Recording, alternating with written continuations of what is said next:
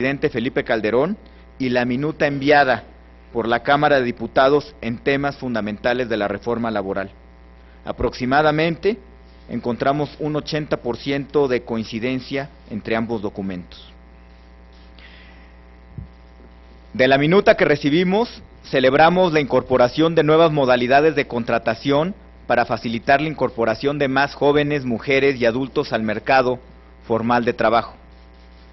Consideramos un acierto el introducir fórmulas para incrementar y medir la productividad y distribuir equitativamente los frutos de la misma. Nos parece muy conveniente el tratamiento que se le da a la inclusión de grupos vulnerables al mercado laboral, bien por tipificar como delito el trabajo de menores de 14 años fuera del círculo familiar, la nueva regulación en materia de jornaleros agrícolas para los trabajadores domésticos y personas con discapacidad. Especial mención merece la nueva normatividad de la reforma laboral a favor de la mujer trabajadora, propicia equidad y apunta al respeto a su dignidad humana y de género. Otro tema que contempla la reforma laboral es la incorporación de la figura de la licencia por paternidad. El grupo parlamentario del PAN en el Senado estima que la modernización de la parte procesal de la ley permitirá una impartición de justicia laboral más ágil, transparente y eficiente. Aplaudimos el fortalecimiento de las facultades de vigilancia, supervisión y sanción de las autoridades del trabajo. Se trata de que la ley se cumpla y no quede en buenas intenciones. El grupo parlamentario del PAN participaremos en la discusión de todos los temas de manera muy responsable, buscando tener un mercado laboral más incluyente, más justo y más democrático, que nos oriente a tener mayor competitividad, productividad y garantizar el trabajo decente. Sin embargo, el grupo parlamentario del PAN lamenta que el proyecto de reforma laboral que hemos recibido en la Cámara de Diputados no incluya la muy necesaria transformación que el país demanda en materia de transparencia y democracia sindical. No solo no se observa avance alguno en la materia, sino que incluso se han ampliado los márgenes de discrecionalidad para la elección de directivas y la escasa o nula rendición de cuentas sobre el manejo del patrimonio de los sindicatos. Que quede muy claro, el grupo parlamentario del PAN no pretende ni apoye que se viole la autonomía sindical, pero sí apoyamos y nos manifestamos por darle mucho mayor libertad a los trabajadores respecto a sus propias organizaciones gremiales. Lo menos a lo que los trabajadores deben aspirar y a lo que tienen derecho fundamental es a poder elegir a sus dirigentes mediante el voto secreto, libre y directo. Y los trabajadores también tienen derecho a saber cuál es el destino de las cuotas sindicales que se les están reteniendo. Ni siquiera les preguntan en qué gastar estos recursos. Mínimamente se debe de conocer en qué se utilizan las cuotas sindicales en beneficio de todos los trabajadores. En ese mismo orden, respaldamos la propuesta contenida en la iniciativa preferente del presidente Calderón y excluida de la minuta de la colegisladora, en el sentido de obligar a los sindicatos de más de 150 afiliados a someter a dictamen de auditor externo los resultados de su gestión patrimonial. Es por ello que el PAN informa que en la revisión y dictaminación de la reforma laboral que está ahora en nuestras manos, insistiremos resueltamente en introducir estos y otros mecanismos de transparencia y democracia sindical. La transparencia y la rendición de cuentas son temas fundamentales de la plataforma electoral del PAN y han sido parte de nuestra lucha siempre. Más aún, basta aún con revisar la iniciativa de reforma laboral presentada por nuestros grupos parlamentarios el 18 de marzo del 2010 para constatar que este apartado fue incluido desde entonces de una manera específica y preponderante. En congruencia con lo anterior, el grupo parlamentario del PAN también va a proponer que las cuotas que aportan los trabajadores a los sindicatos dejen de ser obligatorias para volverse voluntarias. El PAN va a dar la batalla en aras de la transparencia y la rendición de cuentas y la democracia sindical. Esperamos que otras fuerzas políticas demuestren congruencia y convicción por la democracia sindical y el bienestar de los trabajadores.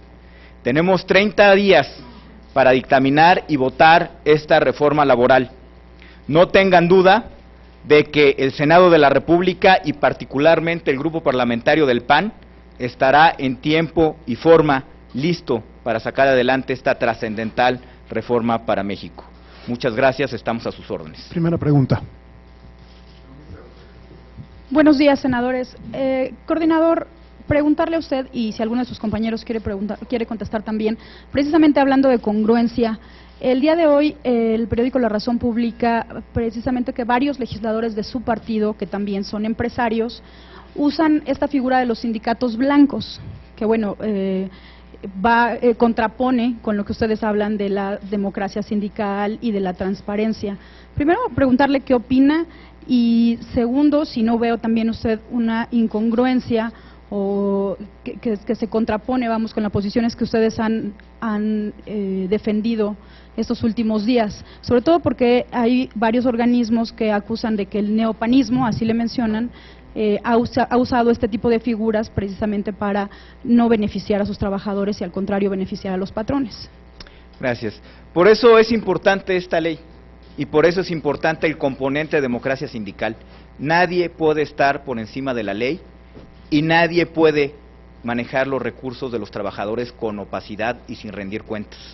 La aplicación, si esta iniciativa prospera y se modifica en los términos de democratizar la vida sindical y de transparentar los recursos, nadie podrá estar encima de la ley, ningún patrón, ningún sindicato, sea del partido que sea, del color que sea, el empresario que sea. Por eso es muy importante aprobar este componente de democracia sindical. Yo creo que es fundamental aquí, es un tema fundamental que verdaderamente haya democracia sindical en México, para elegir a sus representantes, para que les rindan cuentas de los recursos, para decidir si se aportan las cuotas voluntariamente o a fuerzas, y me parece que eso es fundamental, y repito, nadie puede estar por encima de la ley, y la ley se tiene que aplicar por igual a todos. Si me permite, coordinador, miren, precisamente parte de lo que se plantea en esta materia de transparencia y democracia sindical es que los trabajadores puedan, por el voto libre, directo y secreto, sin temor a represalias, elegir primero a sus dirigentes. Segundo, si hay dos o más sindicatos que quieren disputar un contrato colectivo de trabajo en una empresa, que también se haga esto mediante el voto libre, directo y secreto en un recuento, ¿sí? Y tres, precisamente con una rendición de cuentas mucho más puntual, como decía el coordinador, es como se va a poder lograr y evaluar si el sindicato es un sindicato blanco y es un contrato de protección, o es un sindicato que realmente está defendiendo los intereses de los trabajadores. Por eso es que este capítulo va precisamente para evitar estos abusos y esta simulación que se da muchas de las veces, contratos de protección con sindicatos blancos. ¿Por qué son sindicatos blancos? ¿Por qué son contratos de protección? Porque es un líder que se pone de acuerdo con el patrón de su empresa. Los trabajadores están solamente observando desde fuera, externamente, no tienen posibilidad de elegir directamente a su dirigente porque si no vienen las represalias, no pueden pedir cuentas porque no hay mecanismos de rendición de cuentas y no pueden llegar con otro sindicato a hacer un recuento porque no lo quiere reconocer tampoco la legislación, el recuento por el voto libre, directo y secreto para ver quién se queda con el contrato colectivo de trabajo. Por eso es tan importante, aún para estos casos, el capítulo de transparencia y democracia sindical. Félix Muñiz. Sí, buenas tardes, senadores. En la exposición del 80% que traen de coincidencias con la reforma preferente y la Cámara de Diputados, no escuché lo del outsourcing, no sé si ustedes estén a favor de ese tema o si también lo van a rechazar. En cuanto a lo del asunto de esto de los sindicatos, la transparencia sindical, ¿no hay riesgo que con esto también se frene la reforma? Porque, bueno, pues esto tendría que regresarse a la Cámara de Diputados y de allá debió haber surgido esta pues propuesta, y el otro es saber cómo van a generarse los 400,000 empleos que dicen que se van a generar con esta reforma laboral. Gracias. Responderé de manera muy breve y le pediré a mis compañeros que abundaran. El componente, digamos que la minuta o la iniciativa preferente que envió el presidente Calderón tiene 4 componentes, 4 módulos, si me permiten expresarlo así. Uno primero, de avance procesal, que tanto la iniciativa como la minuta que llega a Cámara de Diputados sí reflejan un avance procesal importante. Un segundo módulo que es de inclusión y de justicia, en el entorno laboral, que también ha sido pues muy bien reflejado en la minuta lo que el presidente Calderón envió, que se refiere a mejores condiciones en términos de equidad para las mujeres en el mercado laboral y muchas otras disposiciones para grupos vulnerables que hacen pues un mejor o facilitan el acceso al mercado laboral. Tiene un tercer componente que es la parte de competitividad. Esta parte de competitividad le estamos analizando. No podría en este momento decir con puntualidad en qué puntos estamos a favor y en cuáles no, pero en general se ve un avance muy importante con respecto a las condiciones actuales, en términos de facilitar la contratación para jóvenes sin experiencia, para mujeres, la contratación por horas, respetando los derechos laborales de los trabajadores, en fin, que tiene una serie de componentes que parecen que también trae un avance muy importante en la competitividad. El punto específico que usted menciona, nos gustaría analizarlo con mucho detenimiento, escuchar a los actores relevantes en la materia, y para poder tomar una decisión que tomaremos a la hora de dictaminar la iniciativa. Con respecto a los empleos que menciona la Secretaría del Trabajo, mire, yo no sé si se van a generar los 400,000 empleos con presión porque no conozco el detalle del estudio técnico más que la cifra que está proponiendo la Secretaría del Trabajo. Estoy seguro que responde y está soportada por algún estudio riguroso y analítico que dé soporte a este número. Pero lo que sí es cierto es que cualquier avance en el componente competitivo y productivo del marco laboral en México significa y se traduce en una mayor generación de empleos y en un mayor crecimiento económico. Yo no tengo duda que este componente de competitividad está siendo atendido, se atendió en la Cámara de Diputados y en general yo creo que sí significa un avance importante. Si va a generar los 400,000 empleos o 300,000 o 600,000 tal vez, bueno, habrá que esperar a ver cuáles son las condiciones particulares de la economía en ese momento preciso, pero de que tendrá un impacto positivo no tengo la menor duda. En el tema de tiempos, creo que trabajaremos de la forma más expedita, pero obviamente analizando en Comisiones Unidas de Estudios Legislativos que me toca presidir y la del Trabajo y Previsión Social que le toca presidir al senador Ganda y el cual secretario Javier Lozano.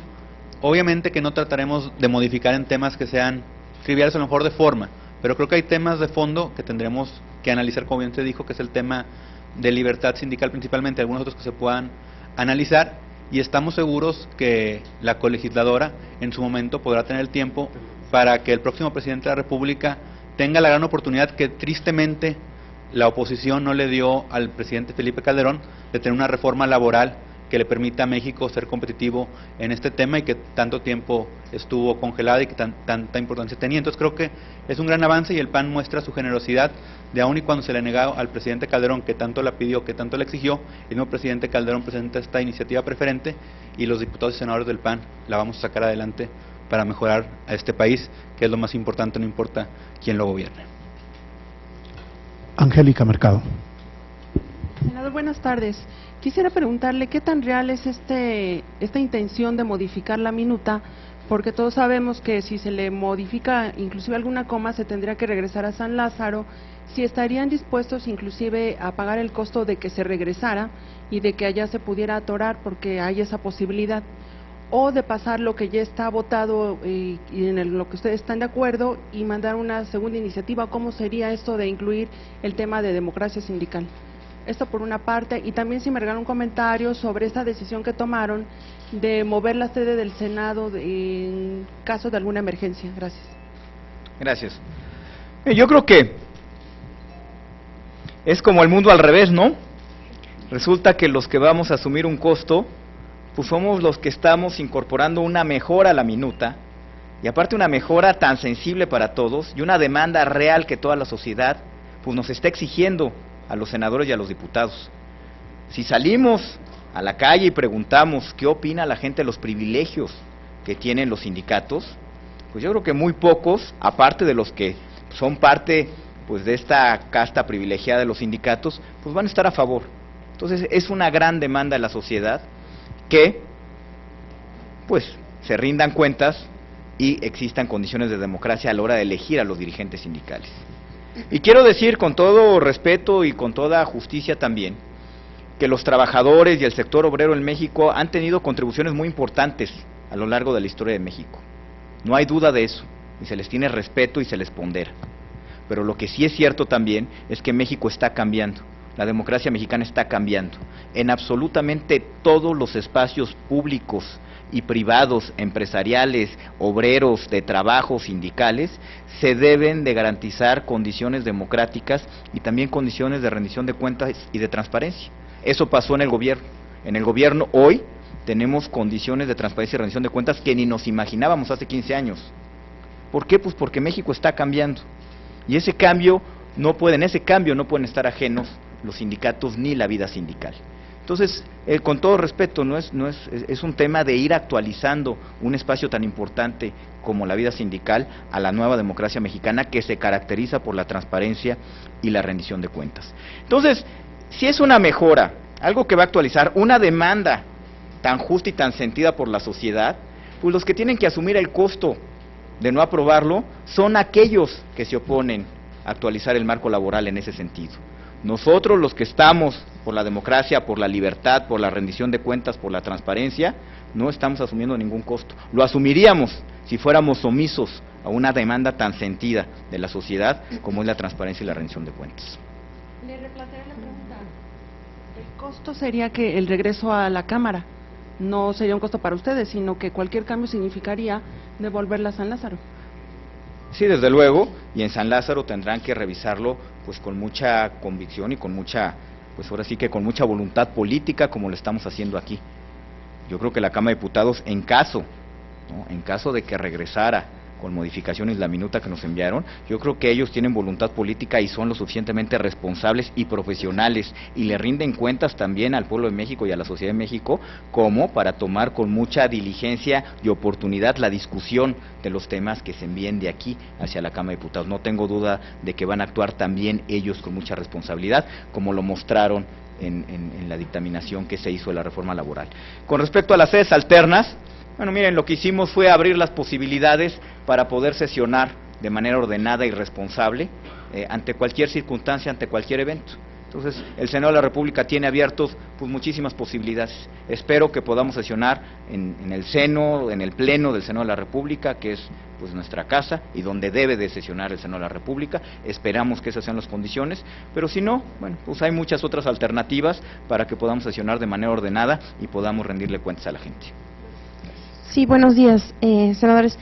Insistir en este tema porque no queda claro si ustedes estarían dispuestos a aprobar la minuta como en los términos en los que viene de la Cámara de Diputados y si el tema de la democracia sindical lo estarían metiendo en otra iniciativa o en otra reforma, o estarían haciéndole cambios a esta minuta. Y retomando lo que decía mi compañera Angélica, devolviéndola a la Cámara de Diputados, ya no en los tiempos a lo mejor que marca la iniciativa preferente, es decir, ya no se estaría aprobando a lo mejor en los 30 días de plazo, entonces tendría que regresar nuevamente a la colegisladora. Entonces, ¿cuál sería el planteamiento que ustedes harían ahí? Sobre todo cuando vemos que el presidente Felipe Calderón ha felicitado por la reforma y por los resultados que se dieron en la Cámara de Diputados. Aquí hay un punto y le pediría al senador Lozano que hiciera alguna precisión. El procedimiento y el mecanismo me parece que tendrá que decidirlo pues las comisiones que van a dictaminar, y será en la Comisión de Estudios Legislativos primera y en la Comisión del Trabajo, pues donde en caso de que hubiera modificaciones al dictamen que llegó, pues cómo se procesarían y cómo se enviarían, primero cómo se votarían en el Pleno del Senado de la República, y después cómo se enviarían a la Cámara de Diputados. Entonces yo creo que hay que esperar a que ellos analicen todas las posibles alternativas que a eso se refiere. No, bueno, nosotros es un tema de técnica parlamentaria, de técnica legislativa, y nosotros estamos atentos, en caso de que haya modificaciones, a que nos sugieran qué es lo que mejor pues permite atender modificaciones que se hagan a la minuta que llegan de la Cámara de Diputados. Yo creo que, bueno, me parece que es temprano para saber exactamente el procedimiento.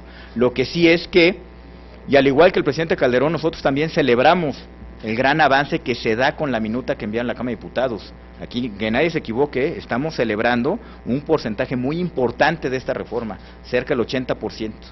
Lo que sí es que no podemos dejar pasar que no tenga un componente de democracia sindical como nos lo exige los nuevos tiempos y como nos lo exige la nueva democracia en México. Eso sí, que no quede la menor duda de eso. Le pediría al senador Lozano algunas precisiones con respecto al proceso parlamentario. Gracias, coordinador. Como bien dice el coordinador, a ver, que no quepa la menor duda de que el Grupo Parlamentario de Acción Nacional va por la transparencia y la democracia sindical. ¿Cuál es el momento oportuno para hacerlo? Ahora. ¿Por qué lo es? Porque somos Cámara Revisora. La Constitución de la República prevé que hay una Cámara de Origen y una Cámara Revisora. Como su nombre lo indica, la revisora es la que tiene que ver que la minuta, el proyecto de ley proveniente de la Cámara de Origen, cumple con las expectativas y las necesidades de la iniciativa que en su oportunidad fue presentada por el presidente de la República, o si se han de hacer adecuaciones que se realicen. Esa es la función de una Cámara Revisora, como su nombre lo indica. La iniciativa preferente establece 2 periodos de 30 días naturales cada uno, 30 días para la Cámara de Origen y 30 para la de Cámara Revisora, en este caso la de senadores. ¿Cuándo y cómo se agotan esos 30 días naturales para el caso de la Cámara Revisora? Precisamente al dictaminar y votar. Cuando se dictamina y vota, y si se hacen modificaciones o adiciones a lo que recibimos de la Cámara de Diputados, ahí se agotan los tiempos de la iniciativa preferente, ¿sí? Y entonces, si se devuelve con observaciones, la Cámara de Origen únicamente puede revisar o puede discutir, y en su caso dictaminar y votar, solamente aquello que la Cámara Revisora le haya enviado. No es borrón y cuenta nueva, no es que ahora vamos a volver a empezar todos de cero, no. Vamos a suponer, si este 80% al que se está refiriendo el coordinador, decimos, está perfecto, ya no se toca nada, está muy bien. Y esta otra parte, el 20% que nos está faltando, es lo que estamos adicionando o proponiendo que se adicione, solamente puede versar la discusión en Cámara de Diputados, Cámara de Origen, sobre ese 20%. Lo otro se mantiene intocado. Entonces la Constitución nos da en el artículo 72 estos mecanismos para la aprobación, la revisión, el regreso y en su caso la promulgación por parte del Ejecutivo. Claro, hay otras opciones como presentar iniciativas paralelas o alternativas o lo que sea.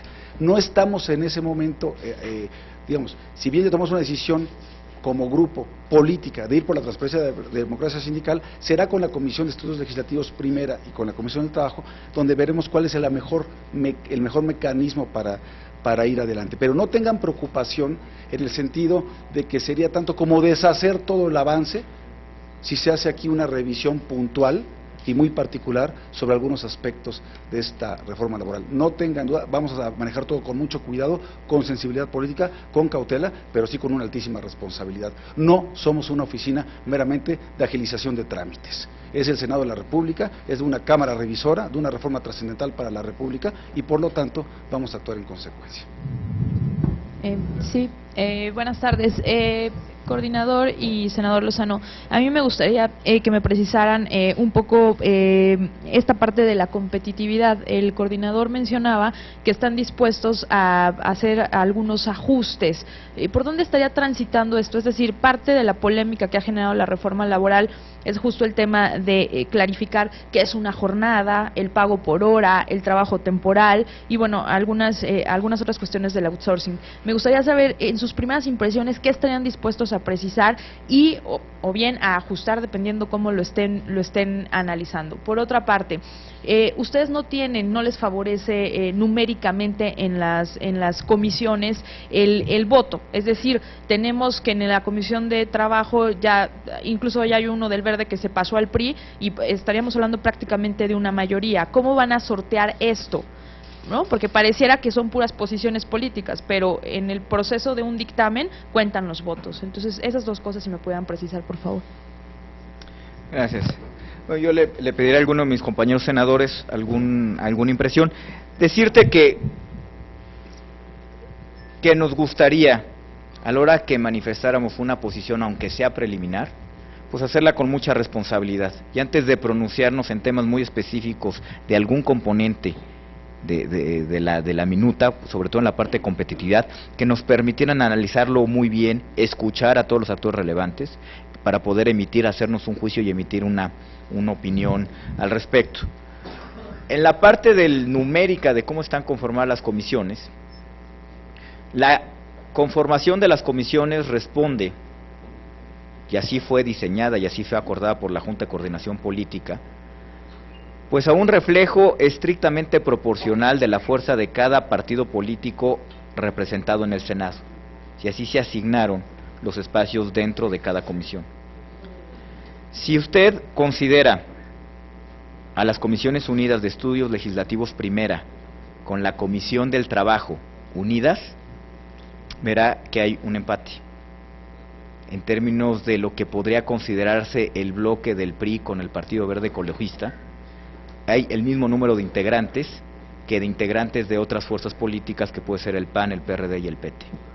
De manera que sí va a implicar, y esto sugiere, un esfuerzo político muy importante, voluntad política, capacidad de argumentación, discusión con altura de miras, para poder ponerse de acuerdo en tener un dictamen en las Comisiones Unidas. Y eso no está mal, nos va a obligar a hacer política y nos va a obligar a tener una discusión muy seria y responsable de los temas que tanto nos importan. Gracias, coordinador. Yo quisiera abundar en el tema de el llamado outsourcing o subcontratación. En la visión de la fracción parlamentaria de Acción Nacional, de la forma en que se presenta este tema particular en la minuta de Cámara de Diputados, que, aclaro, estamos comenzando a revisar, todavía estamos en una etapa incipiente de un análisis de los términos, de la terminología en cómo viene expresado el contenido de estos temas. En el tema particularmente del outsourcing, nosotros hemos fijado una postura muy clara. Debemos de buscar garantizar los beneficios y las garantías que deben de tener los trabajadores en los esquemas de subcontratación. Incluso, en primera lectura, percibimos que, como viene la minuta, el outsourcing viene con condiciones más restrictivas. Las voces que ha despertado este contenido en particular, incluso ha sido del sector patronal, de tal manera que nosotros estaremos siempre del lado de la garantía para los trabajadores en sus derechos fundamentales. Y eso lo defenderemos en todo momento.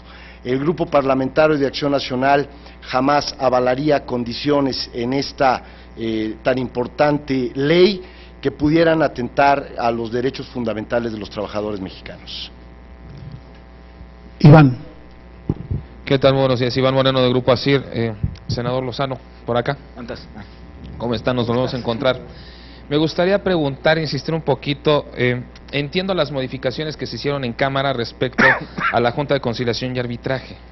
Me gustaría entender, como lo explicaba usted, cómo queda, es un órgano independiente ahora de la Secretaría del Trabajo, finalmente es ahora, ya no deja de ser un tribunal de conciencia para convertirse en un juzgado laboral.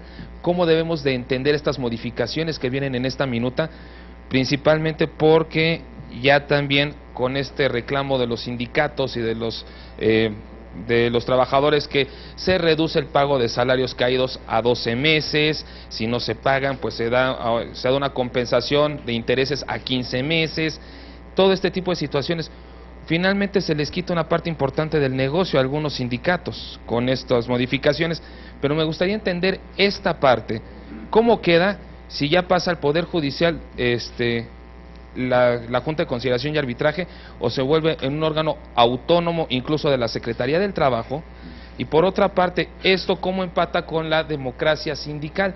Si finalmente la mayoría de los sindicatos a los que toca esta reforma pues no son ni el sindicato de maestros, no son los petroleros, son la ONT, son los sindicatos de servicios, y ellos, la mayoría de los sindicatos, eligen a sus dirigencias con voto libre, secreto, directo y universal, que es algo de lo que vinieron a pedir el día de ayer. Entonces, ¿por qué este tipo de insistencia? Si de facto algunos sindicatos lo están haciendo, lo están mencionando bien en lo que se refiere a titularidad del contrato, de alguna manera también el recuento y la elección, pero ¿por qué insistir en algo que la mayoría de los sindicatos a los que toca esta reforma ya lo están haciendo de facto sin que esté en la ley, y que ha significado reclamos y hasta pues, que esté sitiado este órgano legislativo? ¿Cómo no? Bueno, pues mira, te agradezco mucho las preguntas, porque sí nos van a permitir precisar algunos puntos que son fundamentales en esta discusión. Primero, ¿cómo queda la Junta Federal de Conciliación y Arbitraje y en general las juntas de conciliación y arbitraje, porque recordemos, hay una federal y luego cada estado tiene sus juntas de conciliación y arbitraje.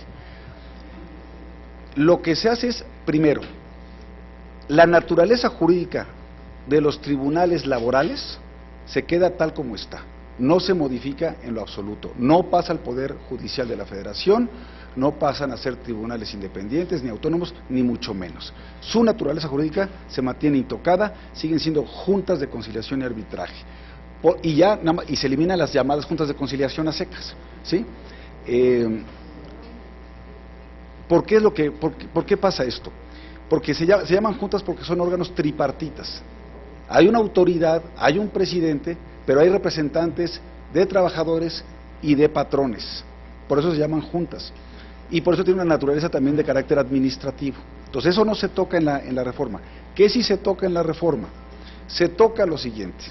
Primero, se prevé la reducción de las etapas procesales para hacerlo muchísimo más ágil y para poder desahogar más rápidamente los juicios en las etapas de presentación de la demanda, pruebas de conciliación para eventualmente llegar a la emisión del laudo. Segundo, ¿qué es lo que ocurre también? Todos los que son procedimientos administrativos, que son demandas de derechohabientes en materia de seguridad social, que no son estrictamente conflictos entre un trabajador y un patrón, que hasta hoy se han llevado como si fueran juicios ordinarios, van a tener el carácter de procedimientos especiales, sumarios, administrativos, porque esa es su naturaleza, no es un conflicto entre trabajadores y patrones, y por lo tanto se va a desahogar mucho más rápidamente. Y quiero decirte, de los 260,000 juicios que a nivel federal se tienen aproximadamente, 6 de cada 10 son este tipo de procedimientos administrativos. Podemos entonces imaginar lo mucho que va a liberar de espacio, de recursos y de tiempo a la Junta Federal de Conciliación y Arbitraje, esto para poderse dedicar estrictamente y específicamente a los conflictos entre trabajadores y patrones. Eso va a ser una cosa muy buena para todos. Tercero, se establece el servicio profesional de carrera para el personal especializado de las juntas de conciliación y arbitraje. Hay algo que lamentamos, que sí era parte de la iniciativa preferente del presidente Calderón y que no se retomó en Cámara de Diputados, es la máxima publicidad en cuanto a los registros sindicales. Aquí ya lo hacemos a nivel federal. Si ustedes se fijan en internet, pueden ver en la página de la Junta Federal de Conciliación y Arbitraje todos los contratos colectivos de trabajo, y pueden ver en la página de la Secretaría del Trabajo y Previsión Social todos los registros de todos y cada uno de los sindicatos, estatutos, acta constitutiva, reglamento interior, padrón, directiva, todo, pero a nivel local no estaba eso. La iniciativa preferente del presidente Calderón lo propuso y lo rechazó la Cámara de Diputados. Este es un tema también de transparencia sindical. Ahora, comentas que en esta iniciativa no se toca a los grandes sindicatos y parecería redundante porque los que ya lo hacen, como por ejemplo los que están incorporados a la Unión Nacional de Trabajadores, ya tienen voto libre, directo y secreto, rendición de cuentas, etcétera. No es así. Petróleos Mexicanos, su contrato colectivo, la relación colectiva con su sindicato es del apartado A, es de la Ley Federal del Trabajo, es la reforma laboral, sí incidiría directamente en todas las entidades paraestatales, en todas. ¿Por qué?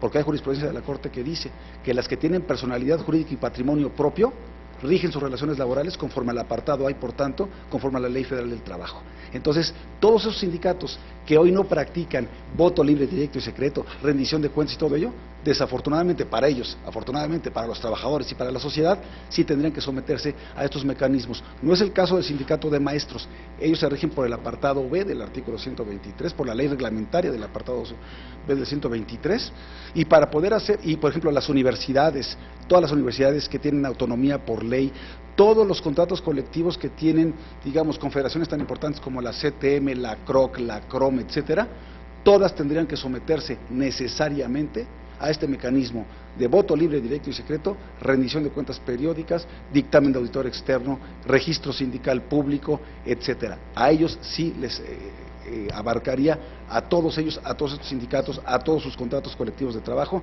esta situación. Y para poder modificar la naturaleza jurídica, que es una discusión que lleva mucho tiempo y de la cual por supuesto no rehuimos, para que pudiera modificarse la naturaleza jurídica de las juntas de conciliación y arbitraje, para que pasaran a ser tribunales especializados dentro del Poder Judicial de la Federación, tendría que modificarse la Constitución. las juntas están previstas como tal en la Constitución. Mientras no haya reforma constitucional, no se puede tocar ni Comisión Nacional de Salarios Mínimos, ni Junta de Conciliación y Arbitraje, ni reparto de utilidades, ni ninguna otra conciliación, ni jornadas máximas de trabajo, ni todo lo que se tiene ya como derechos fundamentales. ¿Y por qué nosotros no lo estamos planeando o planteando? Porque nosotros no queremos tocar ni con una sola coma ninguno de los derechos individuales o colectivos de los trabajadores plasmados en el artículo 123 constitucional. Senador Lozano, buenas tardes. Dos preguntas para usted. Insistirle, por favor, en lo que ya le han preguntado algunos compañeros. O sea, qué padre la democracia sindical, pero todo se va a quedar en buenas intenciones si ustedes... Quiero preguntarle, ¿ya hicieron números? ¿La votación realmente les va a favorecer a ustedes? Esa es una. Y la otra, usted como exsecretario de Trabajo sí debe saber cómo se van a generar estos 400,000 empleos.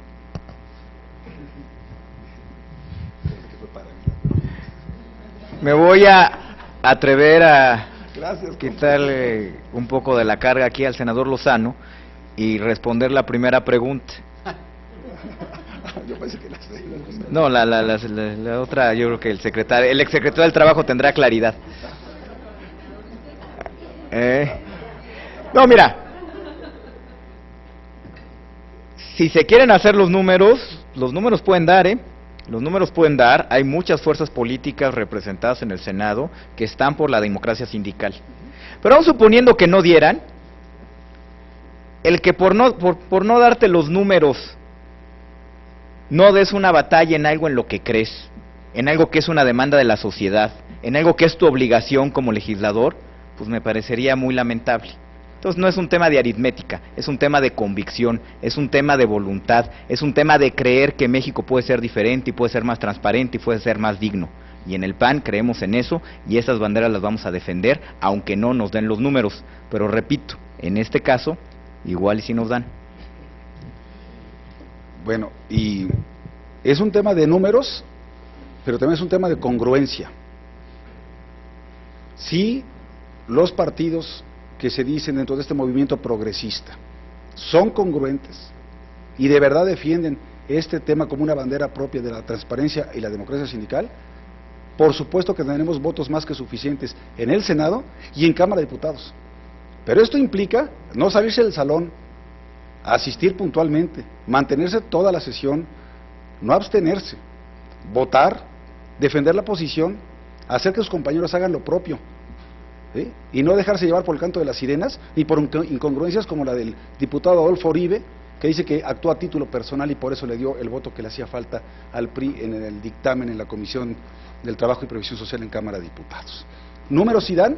Lo que no sabemos si va a haber es una congruencia de todas las fuerzas políticas. Esperemos que sí lo haya y si es el caso, pues entonces tendremos este capítulo en nuestra reforma laboral. Ahora, en cuanto a lo de los 400,000 empleos, yo pienso que, a ver, déjenme hacer la aclaración que les hacíamos siempre cuando dábamos nuestras gustadas conferencias de prensa, el secretario de Hacienda y el secretario del Trabajo, para dar a conocer los números de empleo cada quincena o cada mes.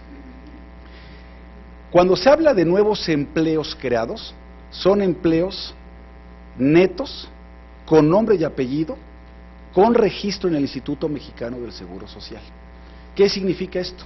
Que otras ocupaciones que se pueden reportar en la economía y que probablemente el INEGI sí las pueda ir reportando, ¿verdad?, que es parte de la población económicamente activa y particularmente ocupada, no todos ellos están dados de alta en el Seguro Social. Cuando se reportan cifras de empleo, necesariamente son con seguridad social, con prestaciones, con todas las de la ley en la economía formal. ¿Qué es de esperar de este número de 400,000 empleos? Que una parte de ellos sea efectivamente empleos nuevos, de nuevas personas, particularmente jóvenes, que se incorporan por primera vez al mercado de trabajo y que por primera vez van a tocar la puerta y que gracias a los contratos a prueba con capacitación inicial van a poder encontrar el trabajo que hoy no se los quieren otorgar por la razón de que no tienen experiencia, pero no tienen experiencia porque nadie les da la oportunidad de su primer empleo y es un círculo vicioso. Los contratos a prueba y con capacitación inicial rompen este círculo vicioso. Por eso muchos jóvenes que entran al mercado laboral ahora van a tener la oportunidad de encontrar su primer empleo.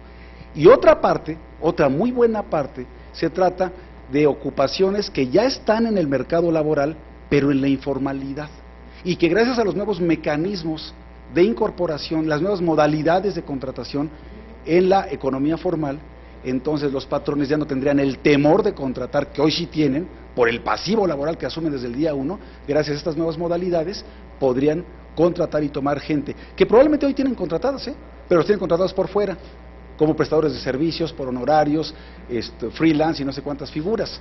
Podrían entonces, con estas nuevas modalidades y con la certidumbre jurídica que nos da la reforma laboral, formalizar o regularizar esas relaciones para que sean auténticamente relaciones laborales. En suma, yo sí creo que esta cifra es alcanzable, pero en esta combinación, en esta mezcla.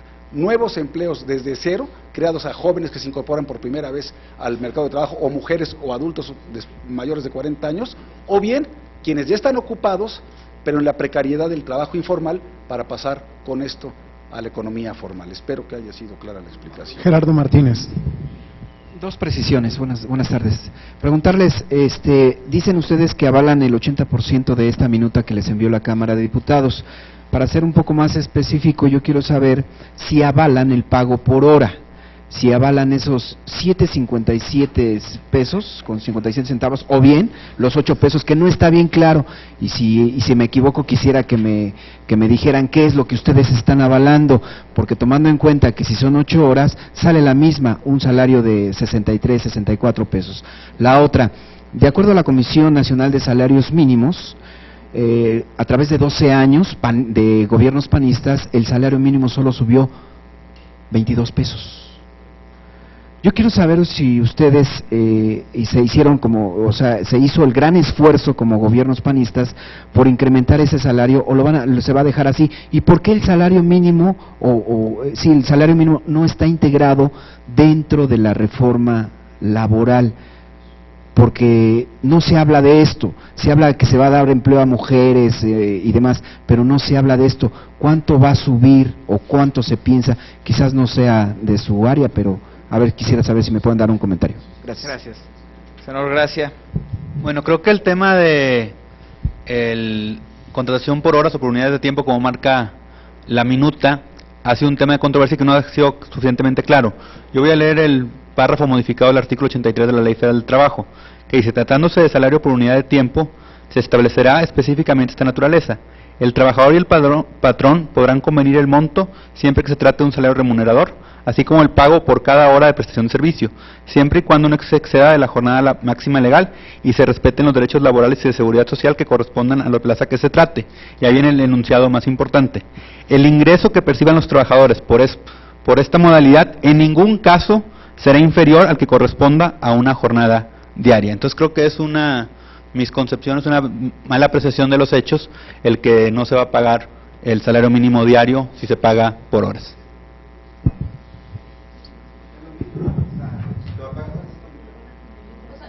A ver, en primer lugar, es falso que la reforma laboral plantee en cualquiera de sus artículos, apartados o capítulos el pago de una hora 7 pesos con 50 centavos. No fija ninguna cantidad, ningún monto de pago por hora la reforma laboral. Es falso. La contratación por hora es una contratación por unidad de tiempo. Es decir, ya existe hoy en la legislación, antes de la reforma laboral, se dice, puede haber contratos por unidad de tiempo o por obra determinada, aparte de los contratos sin un plazo determinado. Pero nunca establece que se va a pagar a razón de 7 pesos con 50 centavos la hora. Esta fue una maña que los detractores de la ley hicieron diciendo, entonces van a dividir el salario mínimo entre el número de horas y es lo que le van a pagar a alguien que trabaje 1 o 2 horas al día. Falso. Las partes se van a seguir poniendo de acuerdo, como hasta ahora lo hacen, patrón y trabajador, de cuánto le van a pagar al trabajador. Le pueden pagar por quincena, por mes, por año, por obra, o por semana, o por medio tiempo, o por hora. ¿Cuánto puede ser? No necesariamente el salario mínimo. Hay a quien le pagan 200 o 500 pesos la hora, según la prestación de servicios que tenga, según la actividad de la economía a la que se dedique. La garantía que acaba de leer el senador Gracia es que la ley dice, el que trabaje, el tiempo que trabaje, si es una hora, lo menos que puede obtener, lo menos que le pueden pagar es un salario mínimo. Pero es un piso, es un mínimo. No es lo que está tasando la reforma laboral. Si tú te pones de acuerdo con tu patrona que te pague 2,000 pesos la hora, pues te pagará 2,000 pesos la hora. Pero si tú trabajas, aunque sea 10 minutos, 15 minutos, lo menos que te pueden pagar es un salario mínimo. Y como tal, cotizar al Instituto Mexicano del Seguro Social. Decías, el salario mínimo en estos años ha perdido su poder adquisitivo. No, cuando perdió, y mucho, 75% de su poder adquisitivo, el salario mínimo, fue en los gobiernos priistas. Y bienvenidos a casa, porque ahí vienen de regreso. Porque con el presidente Calderón, en términos reales hubo una ligerísima recuperación del 2.2%, ¿sí? Prácticamente imperceptible, pero es comparado contra la inflación, no es justo comparar con números absolutos. Comparado con la inflación, hay una ligerísima recuperación, igual que ocurrió con el presidente Fox. En los gobiernos panistas no se perdió poder adquisitivo. ¿Cuándo sí se perdió? En años anteriores. Y ahí están las cifras para que ustedes las puedan revisar. Y dicen, ¿por qué no viene el tema del salario en la reforma laboral? Es que no lo fija, la ley no fija el salario. ¿Quién fija el salario mínimo? Comisión Nacional de los Salarios Mínimos. Está previsto, como dije, es un cuerpo colegiado tripartita que está previsto en la Constitución. Hay quienes dicen, por ejemplo, los de la ONT, dicen que ahora la fijación del salario mínimo se vaya a la Cámara de Diputados. Yo pienso que ese sería el peor error que podríamos cometer. Esto tiene que obedecer a razones estrictamente técnicas. Y les voy a dar un dato que a lo mejor ustedes no tienen muy a la mano. Resulta que tenemos 278 leyes en el país, ¿sí? De ellas, 125 leyes federales hacen referencia al salario mínimo como un factor de indexación para el cumplimiento de obligaciones. Es decir, hasta para el pago, por ejemplo, de tus adeudos con el Infonavit, todo se refiere a un número determinado de salarios mínimos. El error que hemos cometido es que todo lo referenciamos como un factor de indexación al salario mínimo. Y por eso, tú dices de un día para otro, órale, que aumente 50% el salario mínimo. Menos del 3% de los asalariados en Seguro Social, menos del 3% registrados, ganan salario mínimo. Ya cada vez menos gente gana salario mínimo. Pero imagínense nada más lo que esto representaría si no cambiamos primero todas las leyes, hacer aumentos de esa naturaleza. La verdad es que hay que manejar con mucho cuidado el tema. No es parte de la reforma laboral. La reforma laboral solamente prevé que existe la Comisión de Salarios Mínimos, que se reúne durante todo el año y fija salarios mínimos en el mes de diciembre de manera tripartita. Y por cierto, en los últimos años ha sido por unanimidad de votos del sector patronal, obrero y el representante del gobierno. Bueno, es que si, no, porque si desaparece el salario mínimo, pues sería una pésima noticia también para la gente. Imagínate que entonces no hubiera un piso mínimo que a la gente le tuvieran que pagar, aunque trabajara 1 minuto al día o 8 horas al día, que no hubiera un piso mínimo. Si de por sí no alcanza para nada, ahora imagínate nada más que ni siquiera tuviéramos esos pisos. Muchas gracias. Gracias.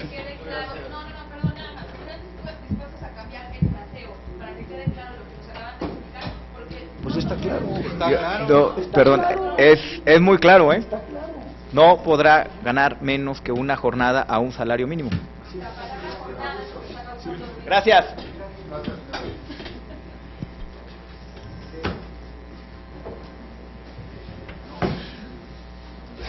Gracias por dejarnos participar.